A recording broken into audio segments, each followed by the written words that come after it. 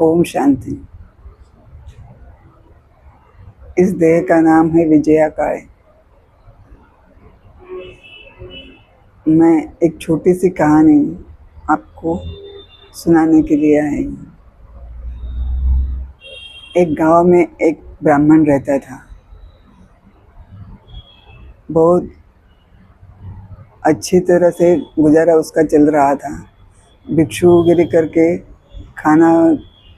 खाने का प्रबंध करते थे और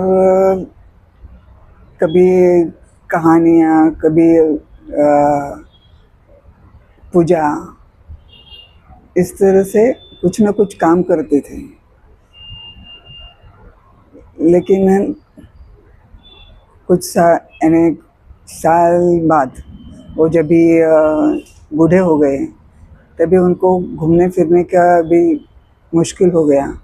फिर भी भिक्षुगिरी कर रहे थे। तभी एक दिन वो भिक्षा मांगने के लिए चल पड़े। तभी उनकी चप्पल टूट गए। चप्पल टूटने के बाद वो एक चमार के घर गए, वहाँ से चप्पल ली। फिर सोचा कि चलो आज नहीं कल पहनेंगे, लेकिन वो बहुत धूप थी और बुखार भी था। घर में आते ही वो लेट गए, कुछ खा पी नहीं सके और चप्पल को देखते रहे कि हाँ, मैं चप्पल नहीं पहन सका, खा भी नहीं सकता है, कुछ नहीं, कोई उसको देखने के लिए भी नहीं था। और उसमें वो बीमारी में वो गुजर गए। गुजर जाने के बाद आजू बाजू के लोगों ने आके उनका अंतिम संस्कार कर लिया। अंतिम संस्कार करने के बाद अभी उनको चप्पल की ही याद रही थी, तो उनको दूसरा जन्म मिला एक चमार के घर में। तो चमार के घर में जन्म मिलने के बाद उनको बहुत दुख हुआ कि अरे, मैं इतना ब्राह्मण था, वेद शास्त्र पारंगत था, सबको अच्छा ज्ञान सुनाता था, और अभी तो ये जन्म में मैं कुछ नहीं कर सकता है और मुझे बहुत बुरे दिन देखने पड़ेंगे।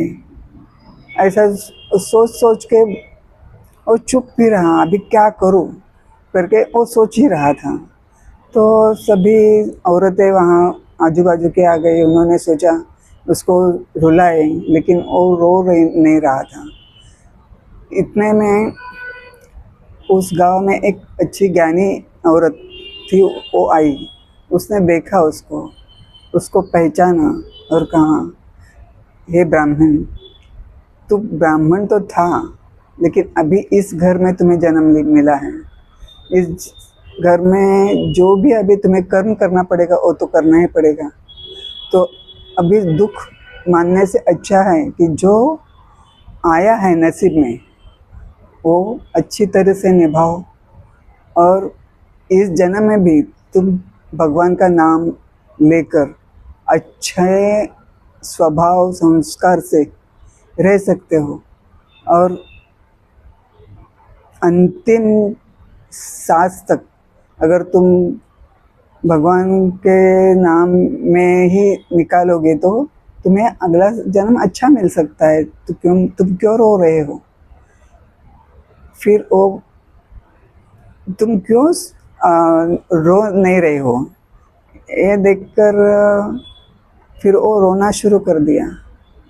तो इसका मतलब ये है कि जो हम अंतिम क्षण यानी मृत्यु के समय सोचते हैं या जिसकी याद आती है, वही अगले जन्म में मिलता है। मनुष्य कहाँ अटकता है?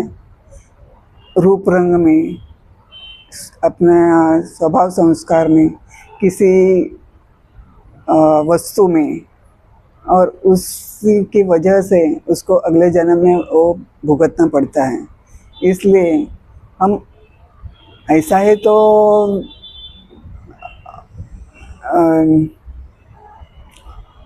अच्छा सोच सकते हैं, लेकिन लास्ट तक वो सोचने के लिए हर समय भगवान के नाम में ही दिन निकालने चाहिए। नहीं तो इस बालक के जैसे अम, बुरा जन्म मिला करके रोना पड़ेगा।